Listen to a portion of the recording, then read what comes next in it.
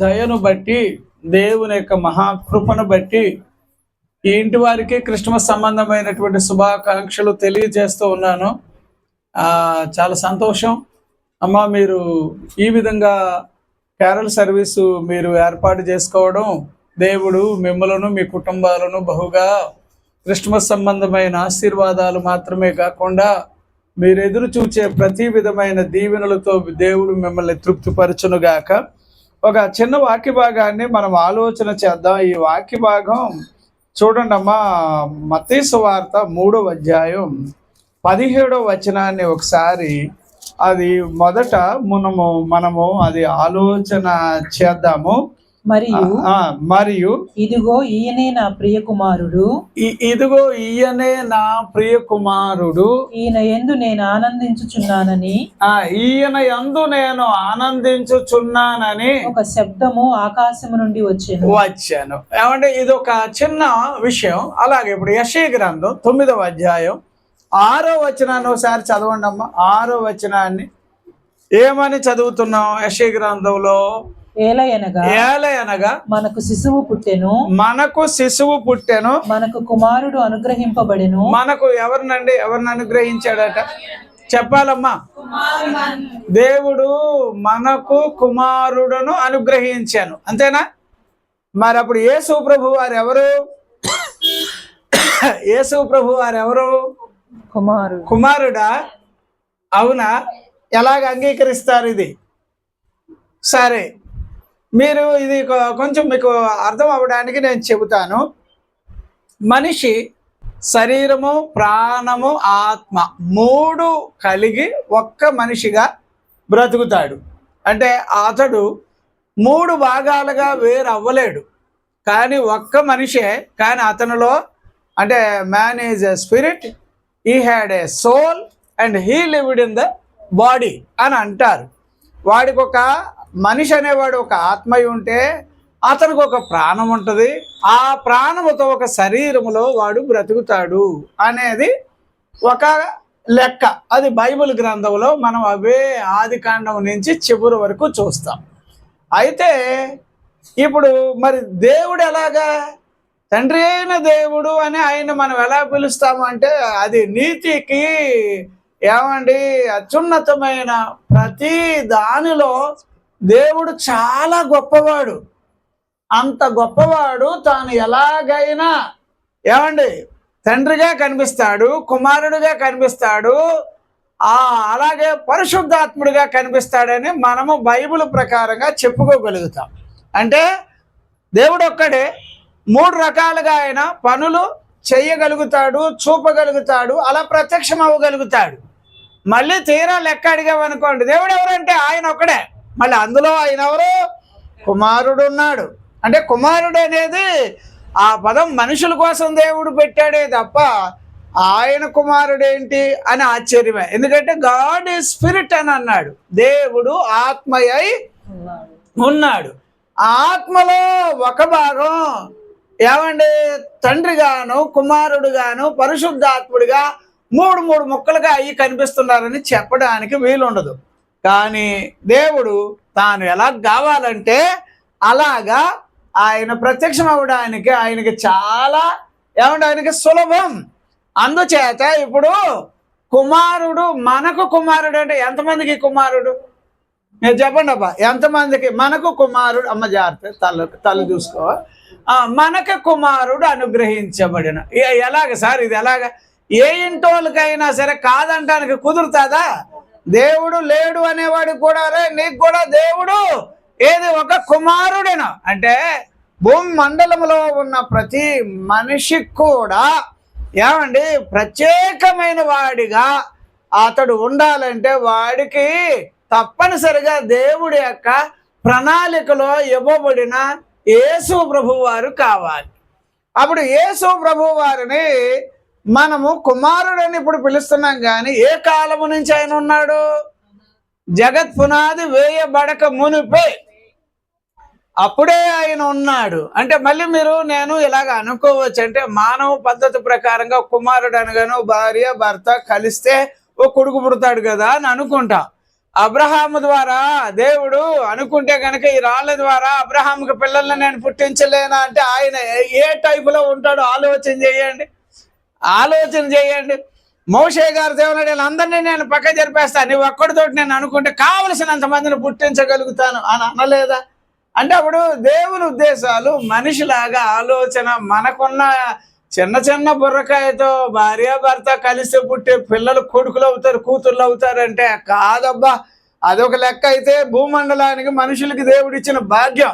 కానీ దేవుడు కుమారుని ఇచ్చాడు అని అన్నప్పుడు అయ్యో దేవుడు కుమారుని ఇచ్చాడు అని అనగానప్పుడు దేవుడు ఎక్కడున్నాడు అని కంగారు పడాల్సిన అవసరం లేదు. అర్థమైందండి? ఆయన అతీతమైన వాడు. సరే, ఇప్పుడు దేవదూతలు కూడా ఎవరో తెలుసా? ఆయనకి కుమారులే. దేవదూతలు ఎవరు? మీరు బైబిల్ ప్రకారంగా లెక్కేసుకుని వెళితే కుమారులే. అప్పుడు దేవుని కుమారులు సభ జరుగుతూ ఉంటే అందులో పడిపోయిన దూతలు కూడా అక్కడికి వెళ్ళినట్టుగా సైతాను గురించి వాడు కూడా కొడుకే. అయితే దేవుడు మనుషులు పుట్టించిన తర్వాత యావరేజ్గా మనుషులను కూడా దేవుడు వీళ్ళ నా కుమారులు కుమార్తెలు అని అన్నాడు. అయితే ఎంతమంది కుమారులు కుమార్తెలుగా ఉన్నా, అటు దేవదూతల లోకం ఉన్నా, ఇటు మనుషుల లోకం ఉన్నా, ఏమండి పరలోకములో అతీతమైన అత్యున్నతమైన చోటున ఉండే దేవాది దేవుడు ఒక కుమారుని పంపించాడు. ఆయన అద్వితీయ అద్వితీయ కుమారుడు అంటే ఏంటి? అంతకు ముందు ఏ కుమారుడు లేడు, ఆ తర్వాత కూడా వేరే కుమారుడు ఉండడు. అది బైబిల్లో ఉన్న సత్యం.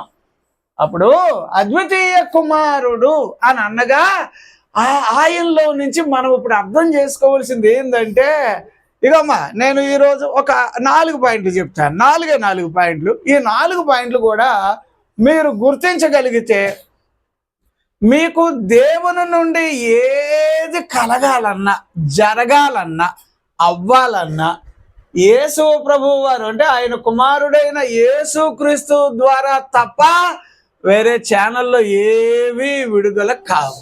అది మాత్రం మీకు తెలుసుకోవాలి. అందు గురించి ఇప్పుడు ఆ కుమారుడు ఎవరు అని అంటే అక్కడ ఏమన్నాడంటే నా ప్రియ కుమారుడు. చూడండి సార్, ప్రియ కుమారుడికి తేడా ఉంటుంది. ఆదాము కూడా కుమారుడే, అతను వేరే, ప్రియ కుమారుడు వేరే. ప్రియ కుమారుడు అంటే ఏమంటారు అని అంటే తండ్రిని సంతోషపెట్టేవాడు. అంటే అక్కడ దేవుడు ఎలాగ అనుకున్నాడో అలాగే చెయ్యాలి. భూమండలం మీదకు వచ్చిన దేవుని కుమారుడైన యేసు ప్రభు. అప్పుడు కుమారుడు అనగానే తన ఇష్టం తను చేసుకోవడం అది కుమారత్వం కాదు. అర్థమైందా? ఎవరిష్టం చేస్తే కుమారుడు అవుతాడు? ఏది ఈరోజు ఎంతమంది కుమారులు కుమార్తెలు ఏది తల్లిదండ్రులు ఇష్టం చేసేస్తున్నారా? అమ్మ ఒకటి చెప్తే అమ్మ బాబులు ఒకటి చెప్తే కొడుకులు కూతుర్లు వాళ్ళు వేరేగా చేస్తారు. చూడండి, మరి అప్పుడు వాళ్ళు కొడుకులు అనాలో ఏమనాలో తెలియట్లేదు నాకు. అమ్మ బాబు ఎంతో రెక్కలు ముక్కలు చేసుకొని తినక నానా అవస్థ పాలయ్యి నానా బాధలు పడి ఎన్ని రోజులు పస్తులు ఉండి అయినా నేను కన్నాను నా బిడ్డలని చెప్పి ఆ పిల్లలు ఎంత చక్కగా చూడాలని అనుకుంటారు. ఈ రోజులు ఏ కొడుకులు అలాగున్నారు, ఏ కూతుర్లు అలాగున్నారు. ఇన్క్లూడింగ్ నేను చెప్తున్నా నా పిల్లల గురించి కూడా చెప్పేది అది. ఏమనండి, ఈ విషయంలో మాత్రం చాలా దీర్ఘంగా ఆలోచన చేయాలి. అమ్మ నాన్న పేరుకి ముఖం మీదలో దుప్పటేసుకున్నట్టు నిద్రపోతున్నట్టు ఉంటారు, కానీ కుమ్ములిపోయి ఎడుతారండి కూతుర్లు కొడుకులు చేసే చెత్త పనుల వలన. కానీ నా యేసయ్య అట్టంటోడు కాదమ్మ, ప్రియ కుమారుడు. ఎవరండి ఆయన? ఏమోనమ్మా, చాలా సముద్రం అంత బాధ పిల్లల విషయంలో, కొడుకులైనా కూతుర్లైనా బాధ అమ్మ అలాగ గుండెలో పెట్టుకొని ఆ తల్లి తండ్రి అలా బాధ అలా ఒంట్లో లోపల పెట్టుకొని ఏంటో నవ్వుతారు పాపం, ఏంటో మాట్లాడతారు, ఏంటో పాపం ఏదో మొత్తానికే. కానీ లోపల పెద్ద తుఫానే ఉండొచ్చు. నేను ఒక్కటి చెప్తున్నా, నీ జీవితానికి యేసు ప్రభు అనే కుమారుడు అవసరం. అందుకే బైబిల్లో ఏం రాశాడో తెలుసా? మనకు కుమారుడును, అందరూ చెప్పండి అమ్మా. ఇప్పుడు మీకు అందరికి ఎవరిని ఇచ్చాడు దేవుడు? అప్పుడు ఈయన యేసు ప్రభు వారు నీకు చెందాలి, నాకు చెందాలి, అందరికీ చెందాలి. ఏమండి, భక్తిహీనులైనా దుర్మార్గులైనా చెడ్డవాళ్ళైనా మంచి వాళ్ళు అవ్వడానికి ఈయనను దేవుడు మనకు అనుగ్రహించెను. ఏ మనిషి అయినా మంచోడు అవడానికే దేవుడు తన కుమారుని మనకిచ్చాడు. అర్థమైందండి? అందుకే ఆయన పేరు ఏం పేరట? ప్రియ కుమారుడు. చెప్పండి, అందరూ చెప్పండి. వాక్యం అవ్వదు ఇది, కాకపోతే 4 పాయింట్లు చెప్దాం. 4 పాయింట్లే, అంత చక్కగా ఉంటది వాక్యం. కాకపోతే ఇందులో నుంచి ఒక చిన్న పాయింట్ మనం గమనిద్దాం. ఇది కూడా ఆలోచన చేద్దాం. దేవునికి మహిమ కలుగును గాక. ఇది ఎలాగ ఆలోచన చెయ్యాలి అని అంటే, ఇప్పుడు ఈ కుమారుడు భూమి మీదకి మనుషుల కోసం కుమారుడు అయ్యాడే కానీ, లేకపోతే ఆయన కుమారుడు ఏంటండి? ఎప్పుడు పుట్టాడు ఆయన? జగత్ పునాది ఎప్పటి నుంచి ఉన్నాడో ఆయన పుట్టుపూర్వత్రాలు మనం చెప్పలేం. కానీ భూమండలం మీద మనుషుల కొరకు పుట్టాడు కనుక అప్పుడు కుమారుడు, మనుషులలో ప్రియ కుమారుడు, దేవుని కుమారుడు అని పిలిచాం. అయితే దాంట్లో ఈ వాక్యాన్ని చదువుతారమ్మా. ఆయన ఈ భూమి మీదకి కుమారుడిగా వచ్చాడు అని అనగానే వచ్చిన వాణిలో మనం చూడగలిగేది యోహాను సువార్త 1వ అధ్యాయం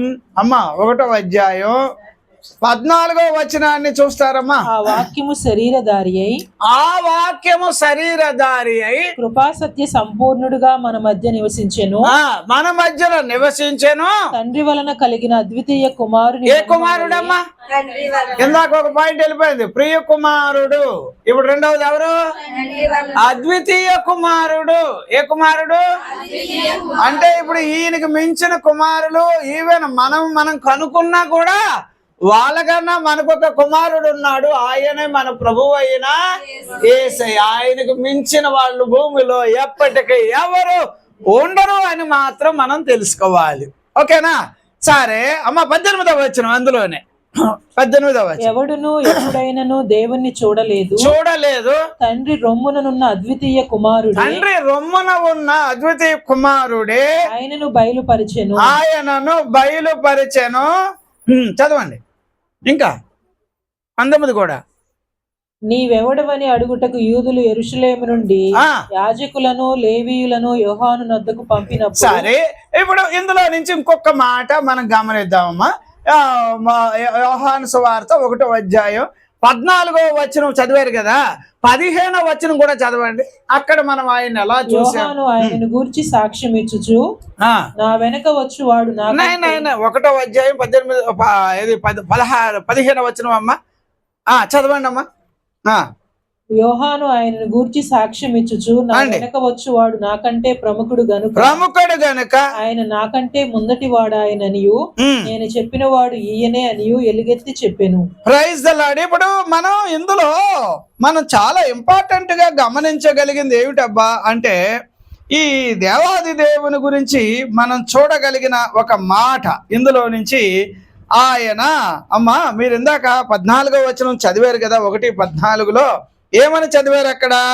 ఏమండి? ఆ వాక్యము శరీరధారి అయి సంపూర్ణుడిగా మన మధ్యకు నివసించెను. తండ్రి వాళ్ళు కలిగిన అద్వితీయ కుమారుని. ఎలాగమ్మా? ఇప్పుడు ఈ కుమారుడు ఎవరు? ఈయన కుమారుడు ఎవరు అని అంటే మహిమ కలిగిన దేవుని కుమారుడు. ఎవరమ్మా? ప్రియ కుమారుడు అని ఎలా చెప్పామో, అద్వితీయ కుమారుడు అని ఎలా చెప్పామో, ఇప్పుడు ఈయన ఎటువంటి కుమారుడు అంటే మహిమ కలిగిన కుమారుడు. ఏ కుమారుడు అంటే ఈయనకున్న ప్రత్యేకతలు ఏమండి? మన ఇళ్లలో మన కొడుకుల మీద ఉండాలి, మన కూతుర్ల మీద ఉండాలి, మన ఏమండి భార్య గారి మీద ఉండాలి, భర్త గారి మీద ఉండాలి, మన తల్లిదండ్రుల మీద ఉండాలి. ఎందుకంటే ఈ లక్షణాలు ఇవి మన మీద ఉండాలి. అందుకోసమే దేవుడు తన కుమారుడను మనకు అనుగ్రహించాను. సరే, ఇప్పుడు ఎట్లాంటి కుమారుడు చెప్పండి? 1, మనకు కుమారుడిని అనుగ్రహించాను. ఆయన ఎట్లాంటి కుమారుడు?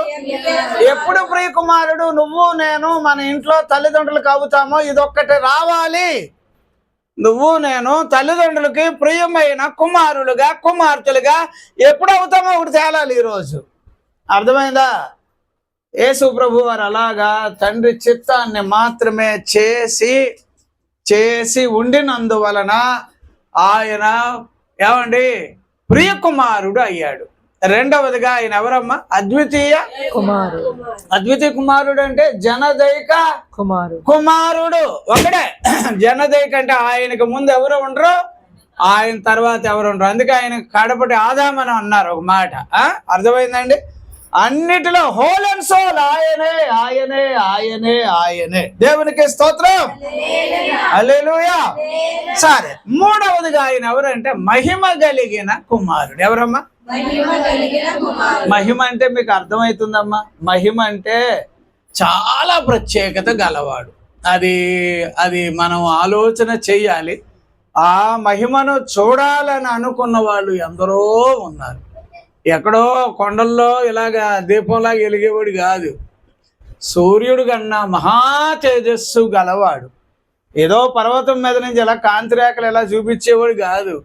ఏమండి, విశ్వమంతా కూడా వెలిగించడానికి ఆయన ఎన్నో కలుగు చేస్తే వాటన్నిటికీ మించిన మహిమ కలిగిన వాడు మన ప్రభువు అయిన యేసయ్య. అందుచేతనే మనకు కుమారుడను, ఆ కుమారుని ద్వారా మీరు పొందుకోగలిగిన మేలైనవి ఏమున్నాయో అవి మాత్రం పరిశుద్ధ గ్రంథంలో వెతికి దానిని మనం అనుసరించే వారిగా కావాలి. మూడవ పాయింట్ ఇంకొకటి, 4వ పాయింట్ చెప్తాను. 1 యోహాను 4వ అధ్యాయం 8వ వచనం ఒకసారి చదవండి. 8వ వచనం. దేవుడు ప్రేమ స్వరూపి, దేవుడు ప్రేమ స్వరూపి, ప్రేమ లేనివాడు దేవుణ్ణి ఎరుగరు. చదవండి కంటే. ఆయన ద్వారా జీవించినట్లు దేవుడు తన అద్వితీయ కుమారుని లోకములోనికి పంపెను. దీని వలన దేవుడు మన యందుంచిన ప్రేమ దేవుడు దీని యందు ఉంచిన ప్రేమ ఏంటో తెలియడానికి కారణం ఎవరంటే, అప్పుడు మన యేసయ్య ఎవరంటే ప్రేమ కలిగిన కుమారుడు. ఏ కుమారుడు? చెప్పండి, ఇప్పుడు లిస్ట్ చెప్పండి. ఒకటి ప్రియ కుమారుడు, రెండవది అద్వితీయ, మూడవది మహిమ, 4వది చెప్పండి. ఇప్పుడు నేను ఈ పాయింట్ కూడా ఇప్పుడు చదవండి. 11వ వచనం దగ్గర నుంచి మళ్ళీ చదవండి అమ్మా. అదే 1 యోహాను 4:11. దేవుణ్ణి ప్రేమించితిమని కాదు, మనలను ప్రేమించి మన పాపములకు ప్రాయశ్చిత్తమై మన పాపములకు ప్రాయశ్చిత్తము అయి ఉన్నాడు అనేది ఒకటి. ఆ తర్వాత ఇందులో ప్రేమ ఉన్నది. ఇలారా దేవుడు మనల్ని ఇలాగు ప్రేమింపగా మనం ఒకరినొకడు ప్రేమింపబద్దులమై ఉన్నాము. చదవండి, కంటిన్యూ చేయండి 13 వరకు. దేవుణ్ణి ఎప్పుడునూ చూచి ఉండలేదు. మనం ఒకరినొకడు ప్రేమించిన ఎడల దేవుడు మన యందు నిలిచి ఉండును. ఆయన ప్రేమ మన యందు సంపూర్ణమగును. Praise lord. సంపూర్ణమగును వలన మనం ఆయన యందు నిలిచి ఉన్నామనియు ఆయన మన యందు ఉన్నాడనియు తెలుసుకొనుచున్నాము. అనగా ఆయన మనకు తన ఆత్మలో పాలు దయచేసి ఉన్నాడు. మరియు తండ్రి తన కుమారుణ్ణి లోక రక్షకుడుగా ఉండుటకు పంపియుట. సరే, ఒక్క నిమిషం. ఇందులో నుంచి మనం తెలుసుకోగలిగిన ఒక ముఖ్యమైన పాయింట్ ఏంటంటే, వినాలి. ఇప్పుడు ఈ ప్రేమ మీలోనూ నాలోనూ మన ఇల్లు అంతటిలోనూ దేవుని ప్రేమ ఉండాలట. ఆ ప్రేమ ఉండాలని దేవుడు ఏం చేశాడు? ఆయన కుమారుని పంపించాడు. కుమారుని పంపిస్తూ ఆ కుమారుల్లో ఏమేం పెట్టాడో చూసారా? 1 మహిమ కనిపించిందా? 2 దేవుని యొక్క ప్రియత్వాన్ని కలిగి ఉన్నాడని కనిపిస్తుందా? 3 ఇంకేంటమ్మా? ప్రేమ కనిపిస్తుందా? ఇప్పుడు ఇన్ని ప్రత్యేకతలు ఈయనలో ఉన్నప్పుడు ఈయన గురించి బైబిల్లో ఏమి రాశాడంటే, దేవుడు మనకు తన ప్రియ కుమారుని అనుగ్రహించాను. దేవునికి స్తోత్రం. అప్పుడు ఈ కుమారుడు మన జీవితంలో చాలా ఉన్నతంగా కనబడడానికి ముందు మీరందరూ కూడా ప్రేమ గలవారిగా మారండి. ఏం కలిగిన వారిగా ఉండండి. అప్పుడు ఒకవేళ మనలో ప్రేమ లేకపోతే కుమారుడు మనలో ఉండడన్నమాట. అర్థమైందా? ఇప్పుడు చదివిన వాక్యాన్ని బట్టి చదివితే ఇప్పుడు మన అందరిలో ఏముండాలి? ప్రేమ. ఏ ప్రేమ? ప్రేమకు ఉన్న నిర్వచనాలు, ప్రేమకు ఉన్న ప్రత్యేకతలు ఇలాగంటారో అలాగంటారో మీరు పడి చదివే కొద్దీ ప్రేమ అనేది మనలో ఉండడం వలన దేవుడే మనలో ఉన్నాడు అని అర్థం ఉందట. దేవునికి స్తోత్రం. ఒకవేళ ప్రేమ లేకపోతే ఎవరు లేరు మనలో. అప్పుడు దేవుని కుమారుడు మనలో ఉన్నట్ట.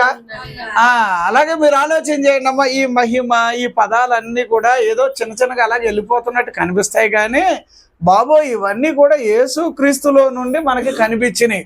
అందుచేత ఈ కుమారుడు, ఏ కుమారుడినా?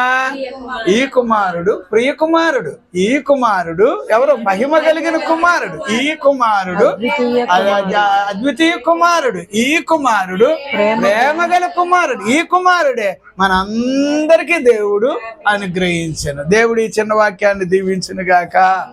ఆమేన్. Praise the Lord. Hallelujah, hallelujah. ప్రభు ఈ వాక్యాన్ని మన వినికిడిలో దీవించి ఆశీర్వదించి తన కొరకు మనలందరినీ పెంపార చేయునుగాక. ప్రార్థన చేద్దాం.